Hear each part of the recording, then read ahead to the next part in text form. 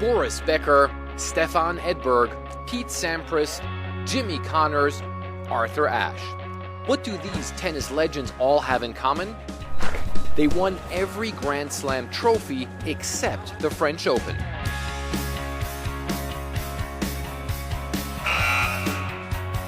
I traveled to Leimen, Germany to meet up with Boris Becker in his hometown to find out why.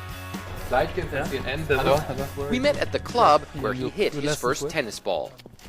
There's one thing I've always wanted to ask you, is that you're a guy who grew up on clay courts, but you never really excelled at the French Open, did you? Why is that? With my style of play. I was an attacking player, I was a serve and volley player, and that's not perfect on clay. Plus I was big and heavier than some of the other players. And on clay, you slide around, and your defensive strategy has to be better than your offensive.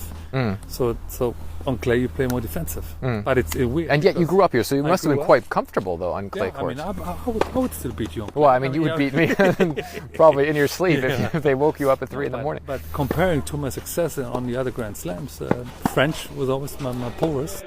During his playing days, Becker's rival was Stefan Edberg.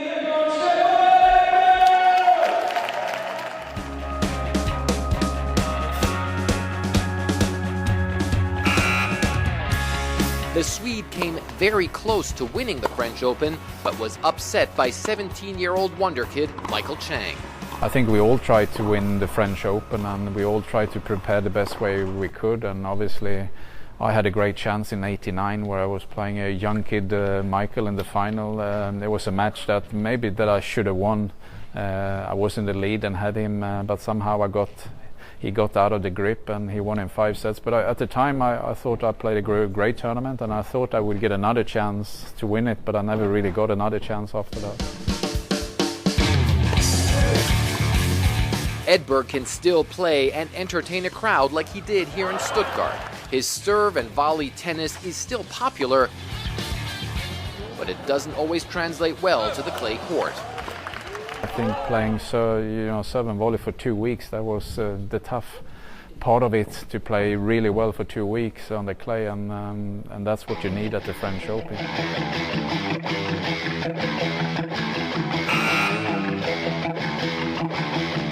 Pete Sampras won 14 Grand Slam titles, but did not win the French Open.